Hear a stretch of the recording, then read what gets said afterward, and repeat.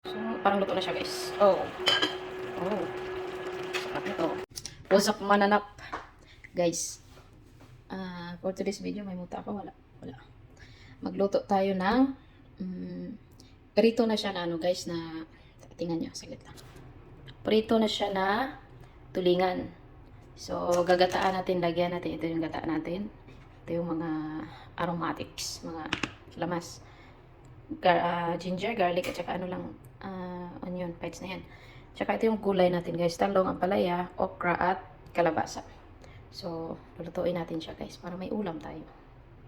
Let's chip! So, dito natin lutuin, guys. Lagay tayo konting mantika kasi igisahin man natin ang ano, mga ricados. Nahinay lang tas mantika, guys. Ang ating fatty liver agoy, ginuo ko. Padlock.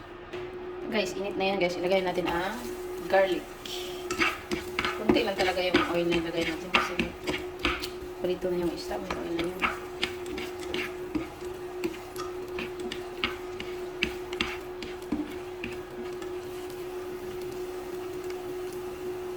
Tapos ilagay na natin ang garlic. Ginger para lalabas din yung kasi kailangan natin yung garlic kasi isda ko yung parang yung lansa.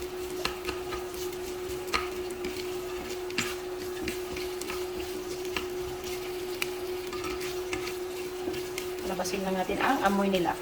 Amoy. Labas ng amoy, guys. Lagyan natin ng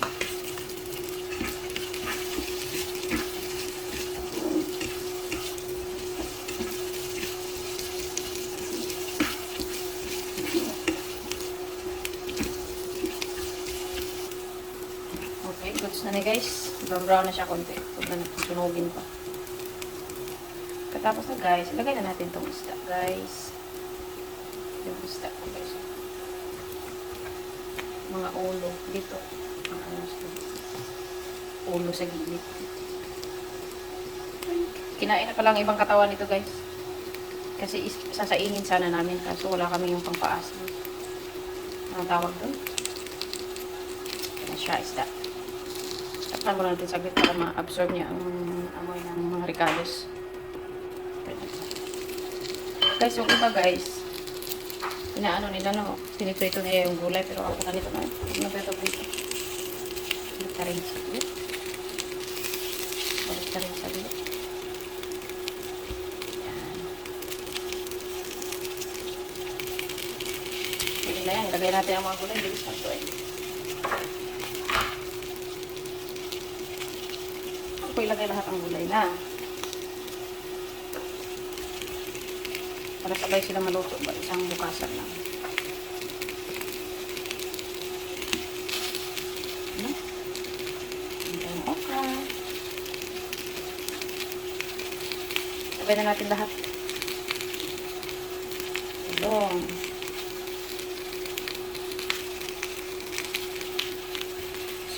Alam, magkasya ka ito.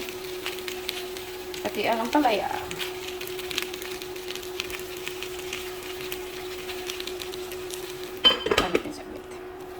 Saglit lang kayo, guys. So, ilagay natin diretso itong gata. Yung gata ko pala, guys, para wala kami ano dito.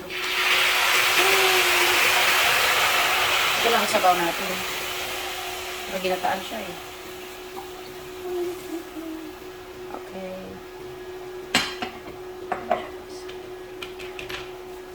Hindi na natin masyado haluin. Takpan na lang natin. Mamaya na natin titimplahan. So, yun siya, guys. Takpan na natin para maluto ang gulay. Mulo na siya, guys. So, timplahan natin ng asin. At saka paminta. Asin. Saka paminta.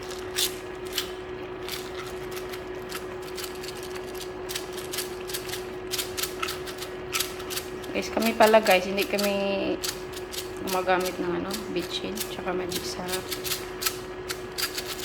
Minta lang at saka asin, okay. So, yung kasama ko dito, pag may, malalaman niya pag may ano eh, may mga magic sarap, ganyan. So, asin lang. At saka paminta, okay na yan.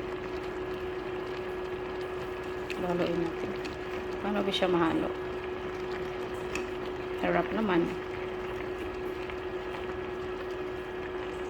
Kailangan ma-absorb yung yan.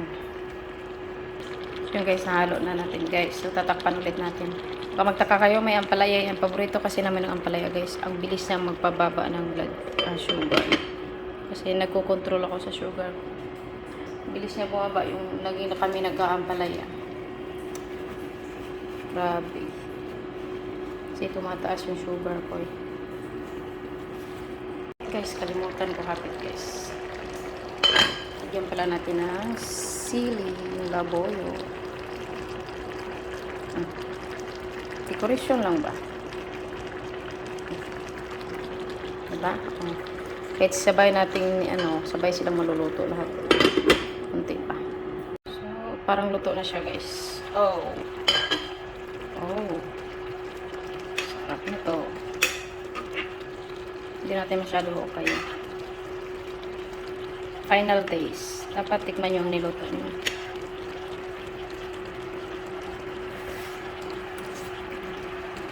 Tama na. Tama na siya guys.